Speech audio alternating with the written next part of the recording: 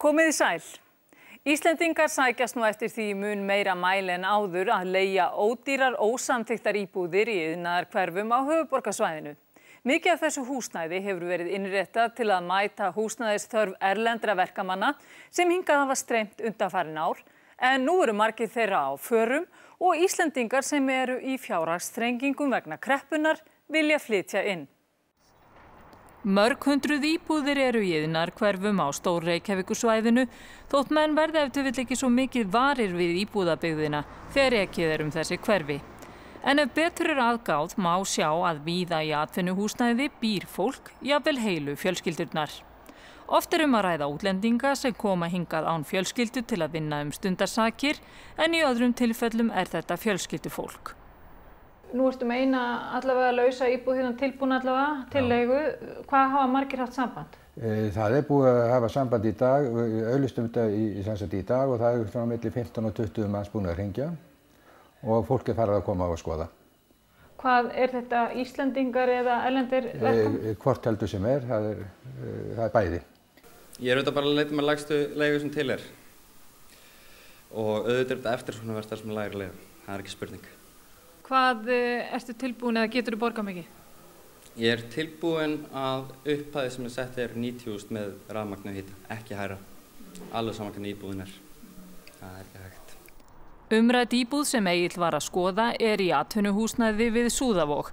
Íbúðin er ósamþykkt sem þýðir, svo dæmi sé tekið, að Egill getur ekki sótt húsaleigubætur, þar er engin sorphirða og hann getur ekki skráð lögheimili sitt á staðnum.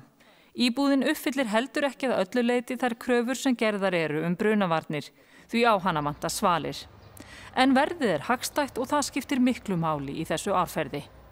Finnst þér hafa aukist að Íslendingar sýni þessu húsnæði áhuga? Já, það hefur aukist verulega undanfarið. Hvers vegna heldur það sé? Fólk er farið að sækja þetta ódýrara plássi. Ef það heitir iðnaðarhúsnæði þá vilja það fá þetta ódýrara. Og hvað ert þú að bjóða ódýrara heldur en á almennilegum markaði? Við erum þetta með 50 fermetra íbúðirnar eru á þetta 70 til 75.000 krónur. Sem er þá? Það er svona 30.000 krónur, 30-35.000 krónur undir markaðsverði. Hvaða augum líta borgaryfirvöld þessi mál, þar að segja svokallar óleyfis íbúðir? Þær eru náttúrulega litnar alvarlegum augum. Vegna þess að byggingarlöggjöfin okkar, hún gengur náttúrulega út á það að tryggja öryggi og heilsu fólks. Og þegar fólk tekur sér búsetu í húsum sem ekki eru samþykkt til slíkra hluta, að þá náttúrulega fara ýmsir hlutir að stangast á og þá fyrst og fremst öryggismálin. En af hverju er það ekkert gert í málinu? Þetta er mjög erfitt vandamál úrlausnar vegna þess að inn í þetta flettast félagslegar aðstæður hjá fólki. Það virðist vera svo og að það sé skortur á mjög litlum leiguíbúðum sem að þessi hluti borgaranna þarf á að halda. Til marks hver staðan á húsnæðismarkaði er einkennileg þessar mundir, þá standa heilu nýbyggðu fjölbýlishúsin tóm efst í Vogahverfinu, þar sem engir kaupendur finnast, en eftirspurn eftir ódýrum leiguíbúðum í gömlu atvinnuhúsnæði neðst í Vogunum er blómleg. Til dæmis er verið að breyta þessu atvinnuhúsnæði á horni Súðavogs og Kænuvogs í fjölbýlishús með litlum íbúðum og fólk er byrjað að flytja inn. Úr þessu verður náttúrulega ekkert bætt endanlega nema að það komi til einhver þjónusta á þessu sviði sem fólk getur keypt. Það er ekki nóg fyrir okkur til dæmis núna að segja að það er nóg til af auðum íbúðum vegna þess að þetta fólk hefur ekki efni á að leigja þér. Eigendur atvinnuhúsnæðis eins og að Súðavogi 7 hafa lengi þrýst á borgaryfirvöld að samþykkja íbúðir sem þar hafi verið innréttaðar á 3. hæð. Eigandi hússins segir vonlaust að leigja rýmið út sem skrifstofuhúsnæði og vill leggja metnað sinn í að ganga vel frá því og uppfylla þær öryggiskröfur sem gerðar eru til íbúðarhúsnæðis. Hvað eru þið með margar íbúðir hér? 13 stykki. Hvernig íbúðir er þetta? Megnið að þeim eru 2 herbergja, 1 3 herbergja og 2 stúdíóíbúðir. Þetta eru ósamþykktar íbúðir. Hvað þýðir það? Það þýðir það að það er ekki hægt að fá á þetta húsaleigubætur og það er eini munurinn á því og það er ekki hægt að skrá, fólk getur ekki skráð sig sem í þjóðskrá hérna hjá okkur. En hafið þið reynt að fá því breytt? Við höfum búin að vera að vinna í þessu undanfarin 3 ár og lagt fram teikningar og í kerfinu og erum bara að vonast til þess að fá svör sem allra fyrst.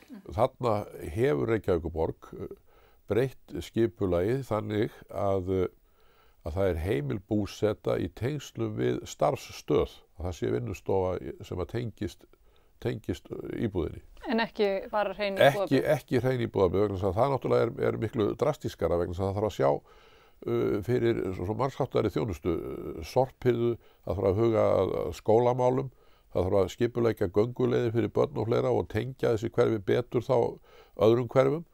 En hvað með skóla og verslanir og annað ef að þetta verður samþykkt? Verslun er hérna bara í næsta nágrenni, hérna 600 metra frá okkur, það er bónus.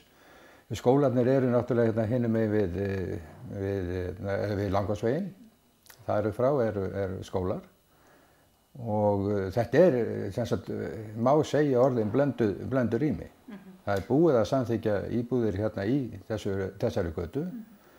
Slökkvilið höfuðborgarsvæðisins hefur kortlagt allar þær íbúðir á Stór-Reykjavíkursvæðinu sem teljast til svokallaðra óleyfisíbúða. Mörgum þeirra hefur verið lokað vegna þess að þær teljast beinlínis hættulegir mannabústaðir vegna eldhættu og brunavarna. Þá hefur heilbrigðiseftirlitið skorist í leikinn á nokkrum stöðum þar sem húsnæðið hefur þótt heilsuspillandi og lokað því. Sem dæmi má nefna hluta húsnæðis við Köllunarklettsveg þar sem fólk af erlendum uppruna bjó þar til yfirvöld skárust í leikinn og lokuðu. Og í þessu gamla verslunarhúsnæði við Eddufell voru leigðar út nokkrar íbúðir lengi vel en þegar fréttaaukinn fór þangað í skoðunarferð virtist sem flestar þeirra væru tómar. Enn eru þó margir staðir í bænum þar sem brunavarnir eru í ólagi að mati slökkviliðs höfuðborgarsvæðisins, eins og til dæmis í þessari íbúð. Í henni búa 2 einstaklingar frá Pólandi. Á íbúðinni er aðeins 1 þakgluggi. Leiguverð á mánuði er 20.000 krónur á mann. Hérna eru eldvarnir ekki í lagi? Já, flóttaleiðirnar eru ekki í lagi. Það er einu flóttaleiðin og einu glugginn á þessari íbúð er þakglugginn hérna og upp á 3. hæð. Ef þú komir upp á 3. hæð þegar þú kemur út úr gluggann, þú getur dottið fram af. Þetta er eina flóttaleiðin sem fólki hefur út af þessu iðnaðarhúsnæði.